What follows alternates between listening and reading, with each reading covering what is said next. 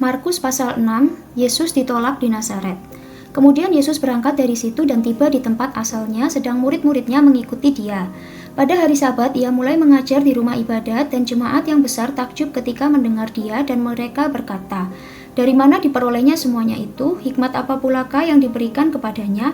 Dan mujizat-mujizat yang demikian bagaimanakah dapat diadakan oleh tangannya? Bukankah ia ini tukang kayu, anak Maria, saudara Yakobus, Yoses, Yudas, dan Simon? Dan bukankah saudara-saudaranya yang perempuan ada bersama kita?"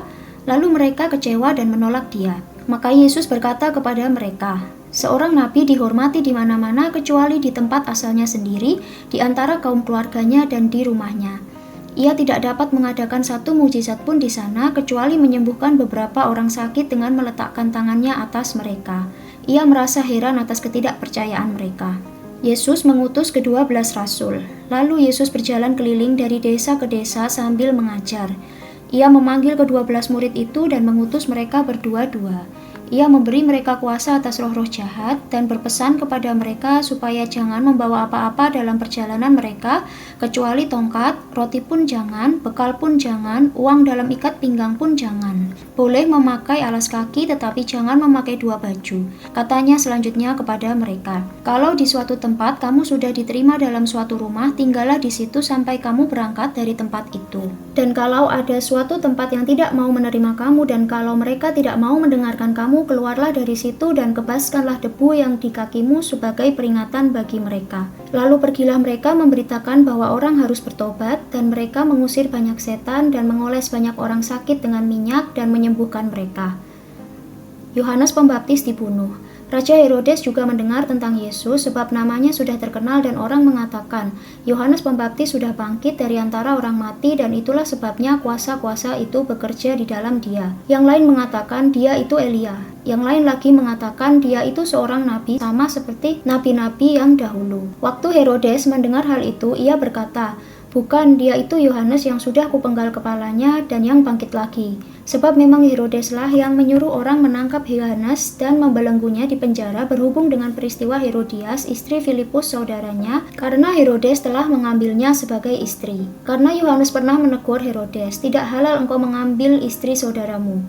Karena itu Herodias menaruh dendam pada Yohanes dan bermaksud untuk membunuh dia, tetapi tidak dapat, sebab Herodes segan akan Yohanes karena ia tahu bahwa Yohanes adalah orang yang benar dan suci, jadi ia melindunginya. Tetapi apabila ia mendengarkan Yohanes, hatinya selalu terombang-ambing, namun ia merasa senang juga mendengarkan dia. Akhirnya tiba juga kesempatan yang baik bagi Herodias ketika Herodes pada hari ulang tahunnya mengadakan perjamuan untuk pembesar-pembesarnya, perwira-perwiranya, dan orang-orang terkemuka di Galilea. Pada waktu itu anak perempuan Herodias tampil lalu menari dan ia menyukakan hati Herodes dan tamu-tamunya. Raja berkata kepada gadis itu, "Minta daripadaku apa saja yang kau ingini, maka akan kuberikan kepadamu." Lalu bersumpah kepadanya, "Apa saja yang kau minta akan kuberikan kepadamu, sekalipun setengah dari kerajaanku." Anak itu pergi dan menanyakan ibunya, "Apa yang harus kuminta?" Jawabnya, "Kepala Yohanes Pembaptis." Maka cepat-cepat ia pergi kepada raja dan meminta, "Aku mau supaya sekarang juga engkau berikan kepadaku kepala Yohanes Pembaptis di sebuah talam." Lalu sangat sedihlah hati raja, tetapi karena sumpahnya dan karena tamu-tamunya, ia tidak mau menolaknya. Raja segera menyuruh seorang pengawal dengan perintah supaya mengambil kepala Yohanes. Orang itu pergi dan memenggal kepala Yohanes di penjara.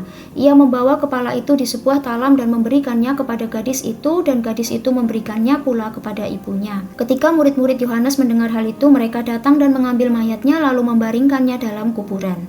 Yesus memberi makan 5.000 orang. Kemudian rasul-rasul itu kembali berkumpul dengan Yesus dan memberitahukan kepadanya semua yang mereka kerjakan dan ajarkan. Lalu ia berkata kepada mereka, "Marilah ke tempat yang sunyi supaya kita sendirian dan beristirahatlah seketika. Sebab memang begitu banyaknya orang yang datang dan yang pergi sehingga makan pun mereka tidak sempat." Maka berangkatlah mereka untuk mengasingkan diri dengan perahu ke tempat yang sunyi. Tetapi pada waktu mereka bertolak, banyak orang melihat mereka dan mengetahui tujuan mereka. Dengan mengambil jalan darat, segeralah datang orang dari semua kota ke tempat itu sehingga mendahului mereka. Ketika Yesus mendarat, ia melihat sejumlah besar orang banyak, maka tergeraklah hatinya oleh belas kasihan kepada mereka, karena mereka seperti domba yang tidak mempunyai gembala. Lalu mulailah ia mengajarkan banyak hal kepada mereka. Pada waktu hari sudah mulai malam, Datanglah murid-muridnya kepadanya dan berkata, "Tempat ini sunyi dan hari sudah mulai malam. Suruhlah mereka pergi supaya mereka dapat membeli makanan di desa-desa dan di kampung-kampung di sekitar ini." Tetapi jawabnya, "Kamu harus memberi mereka makan," kata mereka kepadanya. "Jadi haruskah kami membeli roti seharga 200 dinar untuk memberi mereka makan?" Tapi ia berkata kepada mereka, "Berapa banyak roti yang ada padamu? Cobalah periksa." Sesudah memeriksanya, mereka berkata, 5 roti dan 2 ikan. Lalu ia menyuruh orang-orang itu supaya semua duduk berkelompok-kelompok di atas rumput hijau. Maka duduklah mereka berkelompok-kelompok, ada yang 100, ada yang 50 orang. Dan setelah ia mengambil 5 roti dan 2 ikan itu, ia menengadah ke langit dan mengucap berkat, lalu memecah-mecahkan roti itu dan memberikannya kepada murid-muridnya, supaya dibagi-bagikan kepada orang-orang itu. Begitu juga kedua ikan itu dibagi-bagikannya kepada semua mereka. Dan mereka semuanya makan sampai kenyang. Kemudian orang mengumpulkan potongan-potongan roti 12 bakul penuh, selain daripada sisa-sisa ikan.